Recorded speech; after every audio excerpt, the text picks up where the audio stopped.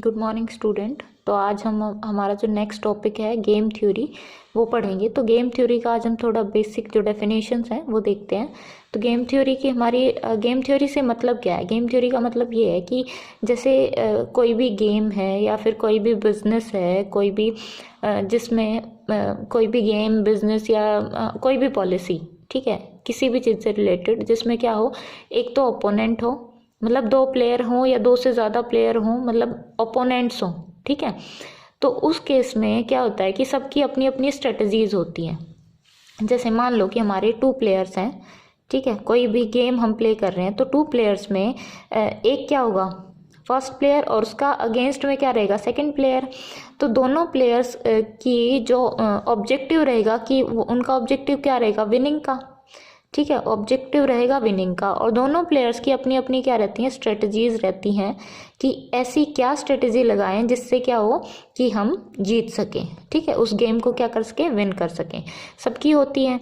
तो ये स्ट्रेटजीज मतलब एक दूसरे की स्ट्रेटजीज के अकॉर्डिंग ऐसी स्ट्रेटजी लगाना जिससे हम ओपोनेंट के विन करने की जो प्रोबेबिलिटी है उसको क्या कर सकें, मिनिमाइज कर सकें। वो आता है किसमें, गेम थ्योरी में। मतलब ऐसी ऑप्टिमम स्ट्रेटजीज लगाना। मेन फंक्शन क्या है गेम थ्योरी का कि कोई गेम, जैसे कोई भी गेम है या बिजनेस है, जैसे अगर हम सेल कर रहे हैं तो हमारा ओपोनेंट भी है। जैसे 2 बंदे हैं, वो सेल कर रहे हैं किसी भी चीज़ की, मैन्युफैक्चरिंग कर रहे हैं, मतलब किसी भी गुड्स की। तो उन दोनों में क्या है, कंपटीशन है। तो वह ऐसा कैसा कौन सा प्रोडक्ट बनाए जिससे फर्स्ट चाहता है कि उसकी क्या हो, उसकी सेल ज़्यादा हो, उसकी मार्केटिंग ज़्यादा हो, उसकी मतलब डिमांड ज़्यादा हो उसके प्रोडक्ट की। मतलब सेम प्रोडक्ट है पर ये चाहता है कि मेरे पास डिमांड ज़्यादा आए, ठीक है, ये भी यही चाहेगा कि इसके पास डिमांड ज़्यादा है। तो दोनों के अपने अपने क्या होंगे, अपने अपने ओपिनियंस होंगे, अपने अपने व्यूज़ होंगे, अपनी अपनी स्ट्रेटजीज होंगी। तो दोनों एक दूसरे की स्ट्रेटजीज को देख के क्या करें, अपनी डिमांड को इंक्रीज करने की कोशिश करें और दूसरे की डिमांड को क्या करें, डिक्रीज करने की कोशिश करें। तो ये मार्केटिंग का एग्जाम्पल हो गया। ऐसे ही गेम में क्या है कि जैसे अगर 2 बंदों का गेम है, ठीक है, जैसे हम क्या देखते हैं, रेसलिंग देखते हैं, बहुत सारे ऐसे गेम हैं जो 2 पर्सन गेम है, जिसमें या फिर हम कोई भी ऐसा गेम ले ले जिसमें हमें क्या लगाना है, अमाउंट लगा रखी हो।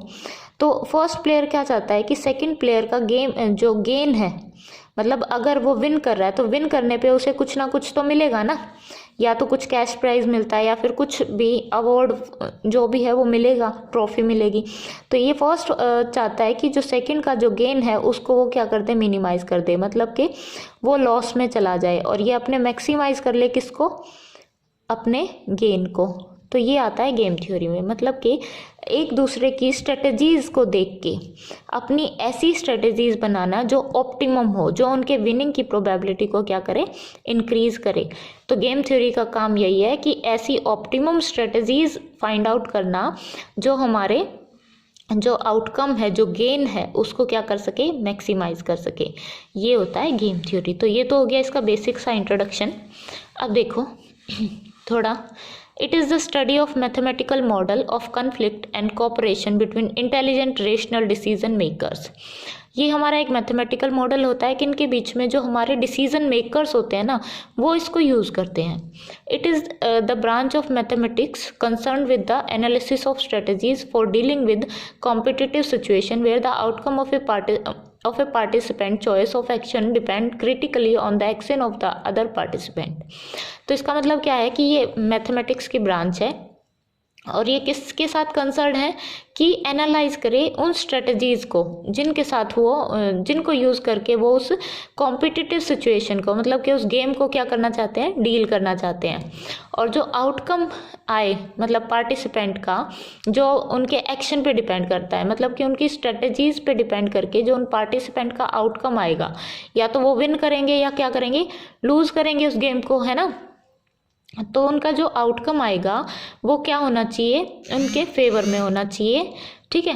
And critically on the action of their participants, और वो किस पे डिपेंड करता है, जो उन्होंने स्ट्रेटजीज चूज़ की हैं उस पे डिपेंड करेगा। तो ये गेम थ्योरी हो गई, ठीक है। Game theory has been applied to the contest in war, business and biology. Game theory हर जगह यूज़ होती है, चाहे वो वॉर हो, बिजनेस हो या बायोलॉजी हो, या फिर हमारी मेन गेमिंग से जो प्रॉब्लम है उनमें भी it is mainly used in economic, political science and psychology as well as logic, computer science and range of the behaviour and biology. ठीक है, तो ये हर जगह यूज़ होती है। Today game theory applied to a wide range of behavioral relation and is now an umbrella term for the science of logical decision making in human, computers and animals। तो आजकल गेम थ्योरी क्या है, एक बहुत ही important role play करती है किसमें, decision making में। ठीक है, तो आजकल हर एक फील्ड में गेम थ्योरी यूज़ होती है। गेम थ्योरी का मतलब क्या है कि ऐसे एक्शंस तैयार करना, ऐसी स्ट्रेटजीज या एक्शंस क्या करना, तैयार करना जिससे क्या हो, जो विनिंग की प्रोबेबिलिटी है वो क्या हो जाए, इंक्रीज हो जाए। ठीक है, वो क्या हो जाए, इंक्रीज हो जाए, हमें एक ऑप्टिमम सॉल्यूशन मिले, मैक्सिमम गेन हो जहाँ पे। ठीक है, तो ये आ जाता है हमारा गेम थ्योरी में। अब इसके बाद कुछ डेफिनेशंस हैं। पहली डेफिनेशन है chance of strategies. If activity in a game are developed are determined of skill, it is said to be a game of strategies. मतलब अगर कोई गेम है उसमें हम कुछ एक्टिविटीज़ परफॉर्म करानी है और उन एक्टिविटीज़ को हम कुछ स्किल्स से क्या कराएं, परफॉर्म कराएं, कुछ उनके ऊपर स्ट्रेटजीज लगा के परफॉर्म कराएं, तो उसको बोलते हैं चांस ऑफ स्ट्रेटजीज। अब इसके बाद and if activities are determined by chance, it is non as chance strategies. और एक्टिविटीज़ अगर बाय चांस डिटरमाइन कर रहे हैं हम तो उसको बोलते हैं चांस स्ट्रेटजीज। ठीक है, अब उसके बाद है नंबर ऑफ पर्सन्स। एक गेम है उसमें नंबर ऑफ पर्सन कितने हो सकते हैं, n पर्सन्स हो सकते हैं, कितने भी पर्सन हो सकते हैं, फाइनाइट नंबर ऑफ पर्सन्स है ना। देन नंबर ऑफ पर्सन, अगर एक गेम में n पर्सन है तो उसको हम n पर्सन गेम बोलते हैं। अगर वहाँ पे 2 पर्सन्स हैं तो उसको 2 पर्सन गेम बोलते हैं। फिर आता है नंबर ऑफ एक्टिविटीज़। तो नंबर ऑफ एक्टिविटीज़ भी हमारी फाइनाइट भी हो सकती है और इनफाइनाइट भी हो सकती है। मतलब एक गेम है, एक गेम को विन करने के लिए हमारी जो एक्टिविटीज़ होंगी वो फाइनाइट भी हो सकती हैं और इनफाइनाइट भी हो सकती हैं। फिर उसके बाद है number of choices. In a particular activity number of choices में बी फाइनाइट और infinite. A finite game has finite number of activities. जो चॉइसेस हैं हमारी स्ट्रेटजीज़ की या एक्टिविटीज़ की, वो क्या होंगी, किस पे डिपेंड करती है, गेम के ऊपर। अगर गेम हमारा फाइनाइट है तो एक्टिविटीज़ भी फाइनाइट होंगी, और अगर हमारा गेम इनफाइनाइट है तो एक्टिविटीज़ भी क्या होंगी, इनफाइनाइट होंगी। Information about past activities. कुछ गेम ऐसे होते हैं जिनमें हमें पास्ट एक्टिविटीज़ हैं वो पास्ट एक्टिविटीज़ की इन्फॉर्मेशन कम्प्लीटली अवेलेबल होती है, और कुछ गेम ऐसे होते हैं जिनमें पास्ट एक्टिविटीज़ की जो इन्फॉर्मेशन है वो पार्शियली अवेलेबल होती है और कुछ में क्या होती है, अवेलेबल ही नहीं होती। ठीक है, फिर आता है पे ऑफ। पे ऑफ का मतलब होता है the quantitative measure of satisfaction a person get eight the end of each play is called a पे ऑफ। मतलब कि जब एक गेम प्ले करते हैं हम तो गेम के लास्ट में क्या मिलता है उसको, अगर कोई विन कर रहा है तो उसको या तो कैश प्राइज मिलेगा या कोई ट्रॉफी मिलती है ना, कोई भी गेम हम प्ले कर रहे हैं तो जो उसको क्वांटिटिव मेजर जो मिलता है सेटिस्फेक्शन का, मतलब अगर विन कर रहे हैं तो उसको कैश प्राइज मिल गया 15,000। ठीक है, तो वो उसका क्या है, क्वांटिटिव मेजर है, तो उसको बोलते हैं हम पे of. It is related value function of variable in the game. अब उसके बाद कुछ डेफिनेशन है। गेम क्या होता है, game is an activity between 2 और मोर पर्सन्स। गेम एक एक्टिविटी होती है जो 2 या 2 से ज़्यादा पर्सन्स के बीच में हम क्या कराते हैं, परफॉर्म कराते हैं। Involving activities by each person according to a set of rules. और हर एक पर्सन जो इन एक्टिविटीज़ को परफॉर्म कराता है उसके पास अपने खुद के कुछ सेट ऑफ रूल्स होते हैं जिनको हम स्ट्रेटजीज भी बोलते हैं। At the end of each person receive some benefit और सेटिस्फेक्शन और सफर लॉस। और हर एक गेम के एंड में उस पर्सन को, हर एक पर्सन को या तो कुछ बेनिफिट मिलेगा या कुछ लॉस मिलता है। अगर एक को बेनिफिट हो रहा है तो दूसरे को क्या हो जाएगा, लॉस हो जाएगा। ठीक है, in loose term the game consist of, loose term में गेम क्या कंसिस्ट करता है, players who must choose from a list of alternative courses of action resulting in outcome over which the player may have different preferences. तो हमारा जो outcome हमें मिलता है वो किस पे डिपेंड करता है, स्ट्रेटजीज पे ही डिपेंड करता है, या जो लिस्ट ऑफ कोर्सेज उन्होंने जो चूज़ किए हैं किसी भी एक्टिविटी को परफॉर्म कराने के लिए उस पर डिपेंड करेगा कि वो एक्टिविटी उनकी क्या है, ऑप्टिमम है या नहीं है, वो स्ट्रेटेजी उनकी ऑप्टिमम है या नहीं है। अगर वो ऑप्टिमम है तो वो क्या करेंगे, उस गेम को, उस एक्टिविटी को विन करेंगे। अगर वो ऑप्टिमम नहीं है तो विन नहीं करेंगे। ठीक है, फिर आता है competitive game. A game is said to be competitive game if it has following properties. Competitive कब होगा, एक तो उसमें नंबर ऑफ प्लेयर्स क्या होने चाहिए, फाइनाइट होने चाहिए और ग्रेटर देन 2 होने चाहिए, मतलब ग्रेटर देन इक्वल टू 2। जब 2 पर्सन होंगे तभी तो कोई कॉम्पिटिटिव गेम बनेगा, है ना।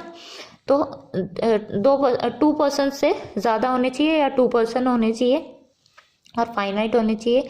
Each player has a list of finite number of possible activities. हर एक प्लेयर के पास पॉसिबल नंबर ऑफ एक्टिविटीज़ की क्या होनी चाहिए, लिस्ट होनी चाहिए। ठीक है, list may or may not be same for each player. हर एक प्लेयर की जो लिस्ट ऑफ एक्टिविटीज़ की, मतलब एक्टिविटीज़ की जो लिस्ट है वो ज़रूर नहीं है कि सेम हो, वो डिफरेंट भी हो सकती है। ठीक है, a play is said to be occur when each player choose one of his activity and no player know the choice of other until he has decided his own. एक game है, जो play है, वो कब होगा, जब एक person अपनी एक्टिविटीज़ को क्या कर ले, चूज़ कर ले, और दूसरे प्लेयर को ये भी ना पता हो कि जो उसका ओपोनेंट है उसकी क्या एक्टिविटीज़ थी, जब तक वो अपनी खुद की डिसाइड ना कर ले। मतलब अगर हम कोई गेम प्ले कर रहे हैं तो मेरे माइंड में कुछ अलग तरीके होते हैं उस गेम को प्ले करने के, और मेरे अपोनेंट के कुछ और तरीके होते हैं उस गेम को प्ले करने के, और उन दोनों को एक दूसरे की पता नहीं है। मे भी उनको पता हो सकता है, बट अगर उनको नहीं पता है तो उनको पता कब चलेगा, जब वो उसको परफॉर्म कराएंगे। ठीक है, तो उसके बाद 4th point, every combination of activities determined an outcome which may point money. फिर उसके बाद जो एक्टिविटीज़ हैं उनको हम एक आउटकम से डिटरमाइन करते हैं, किससे, या तो पॉइंट से या मनी से या कुछ भी, हम व्हाट्सओएवर जो भी हम कुछ देना चाहें। मतलब कि अगर एक एक्टिविटी हमने परफॉर्म कराई और उसमें हम क्या कर रहे हैं, विन कर रहे हैं, तो हमें या तो उसका क्या मिलेगी, उसकी पेमेंट मिलेगी, क्या पॉइंट्स मिलेंगे। अगर विन कर रहा है कोई, अगर किसी को गेन हो रहा है, मतलब कोई पॉइंट्स वो जीत रहा है या पेमेंट जीत रहा है, तो उसको हम प्लस साइन से डिनोट करते हैं। अगर कोई लॉस कर रहा है तो उसको नेगेटिव साइन से डिनोट करते हैं। मतलब कि अगर ए प्लेयर है वो विन कर रहा है तो उसका गेन क्या होगा, पॉजिटिव होगा, और बी है जिसने विन नहीं किया, जिसने लॉस किया, तो उसका गेन क्या होगा, नेगेटिव होगा। मतलब कि क्या हो गया, लॉस हो गया उसे। ठीक है, उसी सेम अमाउंट का। तो यही बात इसने यहाँ पे बोल लिया है। अब क्या है स्ट्रेटजीज। स्ट्रेटजीज क्या होती है, strategy for a given player is a set of rules that specifies which of the available course of action should be adopted to each player. The strategies में बी ऑफ 2 टाइप। अब ये बोलता है strategies क्या होती हैं। अब जैसे एक गेम था, उसमें एक्टिविटीज़ थी डिफरेंट। ठीक है, एक गेम में एक्टिविटीज़ हैं डिफरेंट। उन एक्टिविटीज़ को परफॉर्म कराने के लिए हर एक प्लेयर का अपना अपना क्या है, स्ट्रेटजीज़ हैं कि वो इस एक्टिविटी को इस स्ट्रेटजी से मतलब प्ले करेगा, दूसरी वाली को इस एक्टिविटी से, इस स्ट्रेटजी से प्ले करेगा। तो सबके अपने अपने क्या है, रूल्स हैं कि उसको कौन सी एक्टिविटी पहले परफॉर्म करानी है, कौन सी बाद में परफॉर्म करानी है, तो वो आ जाती है हमारी स्ट्रेटजीज़ में। ठीक है, ये क्या होता है, सबके माइंड सेट होता है कि मेरे को ये एक्टिविटी इस स्ट्रेटजी से करनी है, प्ले करनी है, परफॉर्म करानी है, जिससे उसको क्या हो, मैक्सिमम गेन हो। तो फर्स्ट 2 टाइप की स्ट्रेटजीज होती है। एक तो प्योर स्ट्रेटजी में क्या होता है कि strategy with which a player knows exactly what the other player is going to do. वो स्ट्रेटजी जिसमें एक प्लेयर को दूसरे प्लेयर के बारे में पता होता है कि वो दूसरा प्लेयर कौन सी स्ट्रेटजी चूज़ कर रहा है और कौन सी एक्टिविटी को परफॉर्म कराने के लिए कौन सी स्ट्रेटजीज अप्लाई करेगा। मतलब उसमें उसको ओपोनेंट के बारे में पता होता है। ठीक है, तो ये आता है हमारा किसमें, प्योर स्ट्रेटजीज में। फिर आती है मिक्स स्ट्रेटजीज में क्या होता है कि प्लेयर को पता नहीं होता कि जो ओपोनेंट है वो कौन सी स्ट्रेटजी अप्लाई करेगा। वो सिर्फ क्या करता है, गेस करता है एक्टिविटी के अकॉर्डिंग, मतलब जो एक्टिविटी परफॉर्म करानी है उसके अकॉर्डिंग वो सिर्फ गेस करता है कि जो ओपोनेंट है वो हमारी ये स्ट्रेटजीज है अप्लाई कर सकता है उन पे। तो मिक्स स्ट्रेटजीज में क्या होता है, उसको पता नहीं होता, वो सिर्फ क्या करता है, गैसिंग करता है उन स्ट्रेटजीज की एक्टिविटी के अकॉर्डिंग। और प्योर स्ट्रेटजी में क्या होता है कि उसको पहले से पता होता है ठीक है, ओपोनेंट की स्ट्रेटजीज के बारे में कि वो किस एक्टिविटी पे कौन सी स्ट्रेटजी अप्लाई करेगा। ठीक है, तो इसके बाद